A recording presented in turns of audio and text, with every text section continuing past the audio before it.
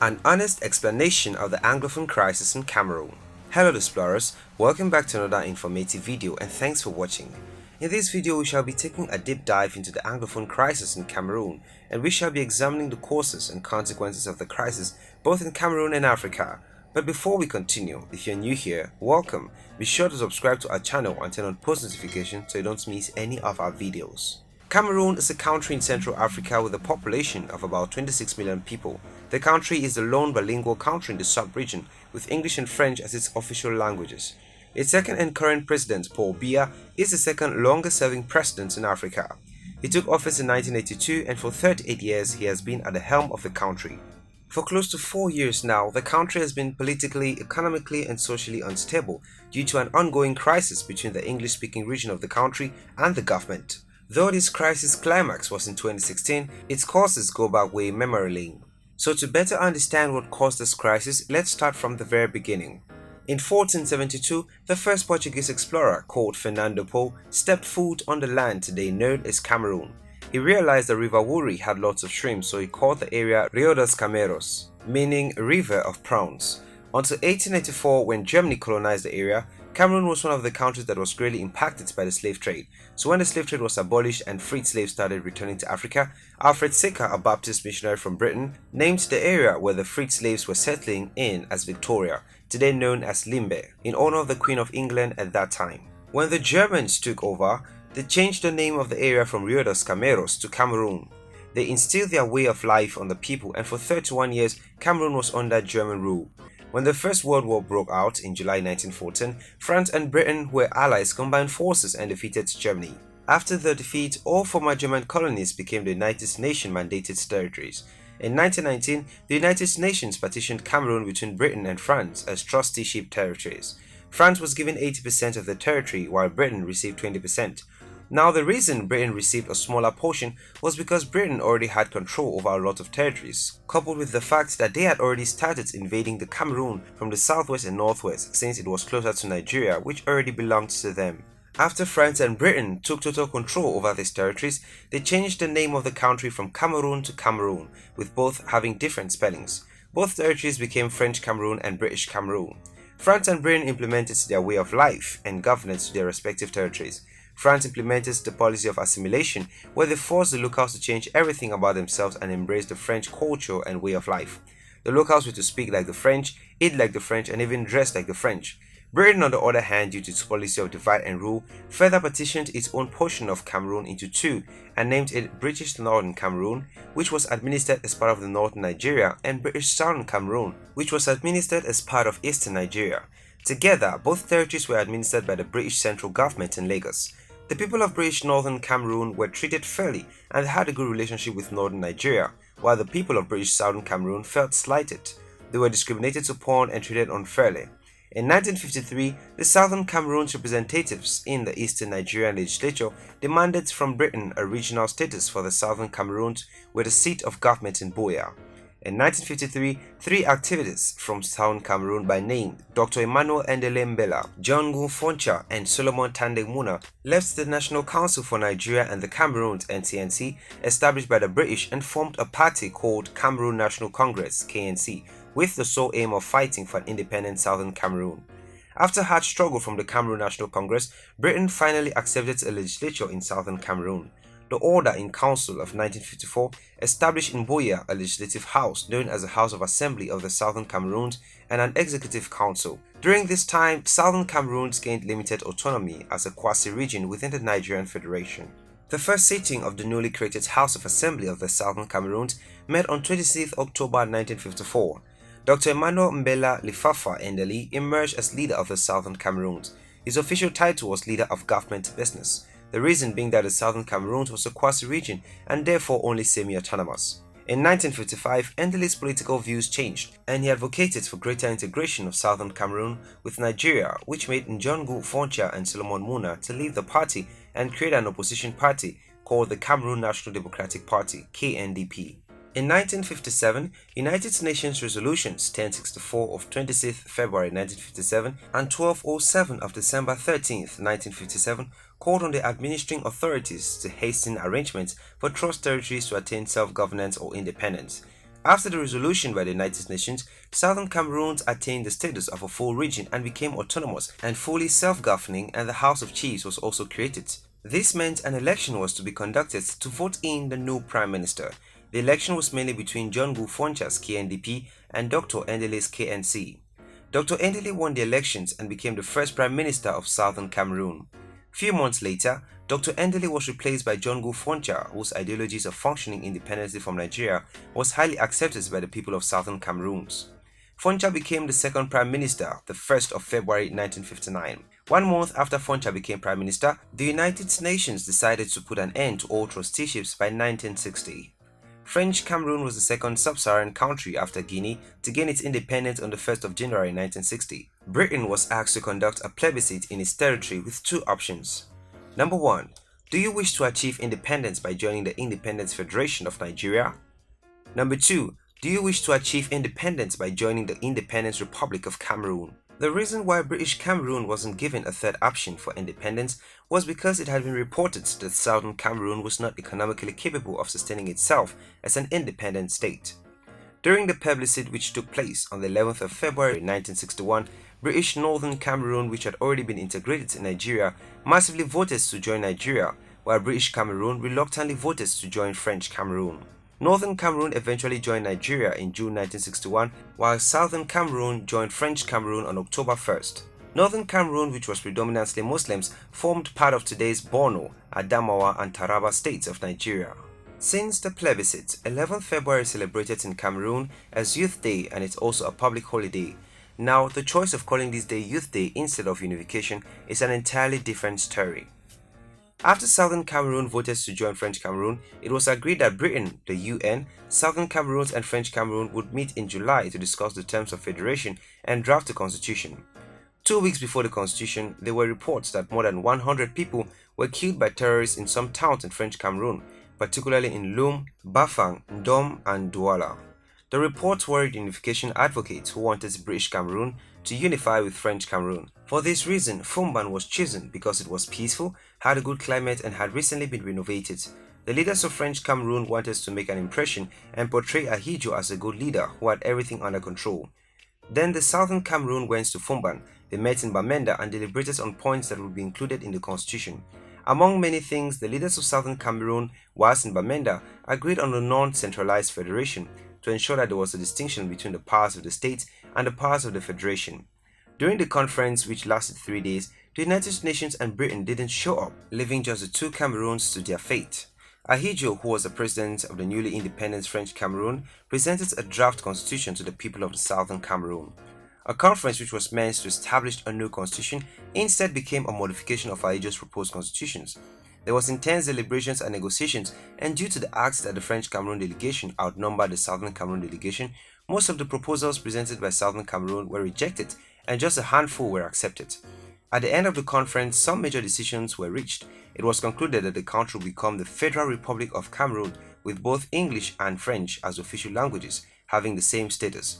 However, a bicameral legislature and the decentralization of power was rejected, and instead a unicameral system and a centralized system of government was adopted. According to reports, part of the Southern Cameroon delegation had wished for the conference to be extended so they could negotiate more, but some Southern Cameroonian leaders like Foncha were too happy to be reuniting with their brothers. Coupled with the fact that they were given VIP treatment during the conference, they didn't really see a need for wasting time. The constitution for the new Federal Republic was agreed in Yaoundé in August 1961 between Ahidjo and Foncha, pending approval by the House of Assembly of the 2 states. In the end, the West Cameroon House of Assembly never ratified the constitution. However, on October 1st, 1961, the Federal Republic of Cameroon nevertheless came to fruition with Ahidjo as president and John Foncha as vice president. French Cameroon became East Cameroon and Southern Cameroon became West Cameroon. But for the purpose of this video, we shall continue using their former names for better understanding. On 30th September, the British administrators left the Southern Cameroons. The next day, the Army of French Cameroon marched over the border. The mobile wing armed police of the Southern Cameroons was disarmed by them. It is described as a forceful takeover. An official from French Cameroon was appointed in the position of a Governor General over the Southern Cameroons. His official title was Inspecteur Fédéral d'Administration. He was accountable directly to the President of French Cameroon. Then followed a host of other French Cameroon civil servants, including subsequently its police force, which literally took over southern Cameroons. In 1965, Augustin N. Njua became the Prime Minister of Southern Cameroon, but was sacked by President Ahidjo in 1968 and replaced by St. Muna. French advisors of President Ahidjo recommended the introduction of bilingual schools to educate and assimilate Southern Cameroonians in favor of French Cameroon. The aim was to slowly absorb the Anglo-Saxon Southern Cameroonians into the Francophone hemisphere. That happened additionally to the massive deployment of administrators from East Cameroon. At this point, tensions started rising in southern Cameroon, which led to Foncha expressing his unhappiness with Ahidjo's progressive assimilation and marginalization of the people of southern Cameroons. Ahidjo sacked him from the position of vice president and replaced him with St. Muna in 1970. In 1972, President Ahidjo declared to conduct a referendum about the form of the state. The Southern Cameroon's lawmakers heavily opposed and rejected that idea, stating that the articles in the Foumban document that read thus, "Any proposal for the revision of the present constitution which impairs the unity and integrity of the federation shall be inadmissible, and proposals for the revision shall be adopted by simple majority vote of the members of the Federal Assembly, provided that such majority includes a majority of the representatives of each of the federated states, not through referendum." Ahidjo ignored the concerns, so under duress and to avoid bloodshed, Southern Cameroonians submitted to Ahidjo's decision. On 20th May 1972, the referendum was conducted with a favorable outcome for Ahidjo. The whole process was in violation of Article 47 of the Constitution of the Federation, which prohibited any attempts to change the federal form of the state.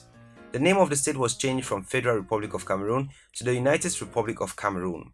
Ahidjo then divided southern Cameroon into two parts, which he called Northwest and Southwest provinces, today known as regions. At the time, southern Cameroonians were totally against Ahidjo's rule, and animosity started to increase among southern Cameroonians because they felt totally disrespected and marginalized. Despite the fact that southern Cameroonians were against Ahidjo's decisions, Cameroon as a country was doing well economically, but most resources was being moved to French Cameroon. Development projects by southern Cameroon leaders were either rejected, cancelled or executed in French Cameroon. Due to health issues, Ahidjo could not continue as president, so he handed over power to Paul Biya, whom he had been grooming for a long time. When Biya took over power from Ahidjo, he further aggravated the whole situation by single-handedly changing the name of the country from the United Republic of Cameroon to the Republic of Cameroon, which was the initial name of French Cameroon after independence. The change led to the removal of one star from the flag, which represented the Sioux states, implying Cameroon was one and indivisible state. Southern Cameroon, through several efforts, fought to return to federalism, but all their efforts were abortive. It was during their struggle to return to federalism, or worst-case scenario, secession, that the word Ambazonia was first used by lawyer and political activist Fon Gorgi Dinka, where he called on the people of Southern Cameroon to secede and form a new state known as the Republic of Ambazonia.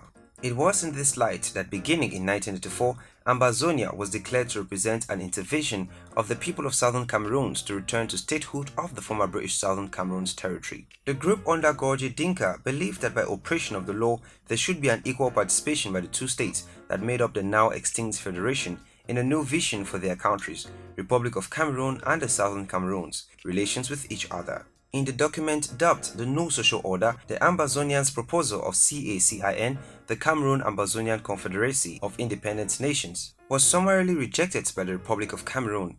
Instead, the leader of ARC, Ambazonia Restoration Council, Fon Gorgi Dinka, was arrested and tried for treason for claiming the continuing existence of the sovereignty of the Southern Cameroons in the Republic of Ambazonia.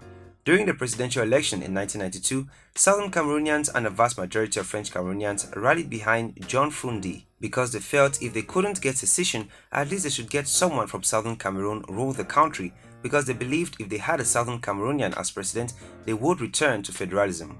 Unfortunately, John Fundi lost to Paul Biya. Despite the massive protests that followed the proclamation of the results due to claim of elections irregularities, Biya was sworn in as president for a second term in November. The government of French Cameroon continued to suppress the people of Southern Cameroon, and in 1994, John-Gu Foncha and Solomon Muna, both former prime ministers of the Southern Cameroons, returned to the United Nations in New York and demanded separate independence for the Southern Cameroons. The mission to the UN preceded the All Anglophone Conference (AAC1), which took place in Buea, bringing together all Southern Cameroonian citizens who unanimously called for the restoration of the statehood of the Southern Cameroons.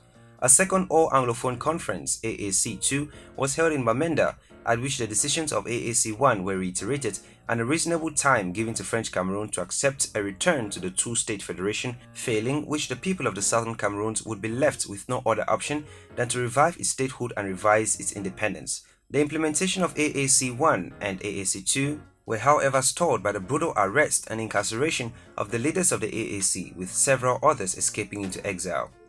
The desire for self-determination remained alive in the people of southern Cameroon till October 2016, when everything escalated and took another turn. The crisis started with the teachers and lawyers' peaceful protest. The lawyers had sent an ultimatum to the government of Cameroon calling for a redeployment of French-speaking judges from English-speaking courts and the translation of the Ohada law from French to English.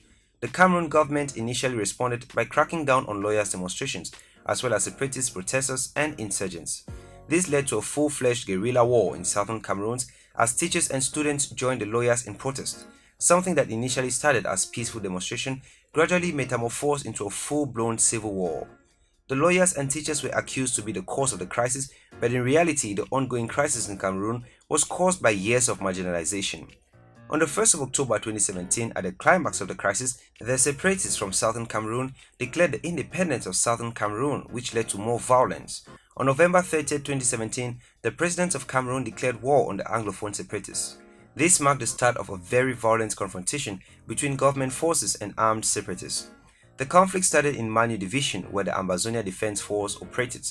From there, the conflict spread to other parts like Limbe, Fako, Momo, Bui, Ngokitunja. Several different armed factions have emerged, such as the Red Dragons, Tigers, ARA, Seven Kata, ABL, amongst others. Several villages and towns have been burned down, such as Kwakwa, Kembong, Tadu in So, and Muyenge. On 5th January 2018, members of the Ambazonia interim government, including its president Sisiku Julius Ayuk Tabe, were arrested in Nigeria and deported to Cameroon. They were subsequently arrested and spent 10 months at the gendarmerie headquarters before being transferred to a maximum security prison in Yaoundé. A trial started in December 2018. Fast forward to 2020, Biya's governments have tried every single measure possible to put an end to the crisis to no avail. Apparently, the people of southern Cameroon are determined to end the crisis only after they secede from French Cameroon, or at least return to the 1961 constitution drafted during the Foumban conference. Since the beginning of the crisis, hundreds, tens and thousands of lives have been lost, property destroyed and families separated. As of the time of making this video, the crisis is still ongoing, though it has been put on hold due to the COVID-19 pandemic. As of now, there is no clear date when the crisis will end. Thanks for taking out the time to watch this video all the way to the end. We hope you now have an idea why there is a crisis in Cameroon. If you did enjoy this video, do well to give it a thumbs up and do not forget to subscribe and share with your friends.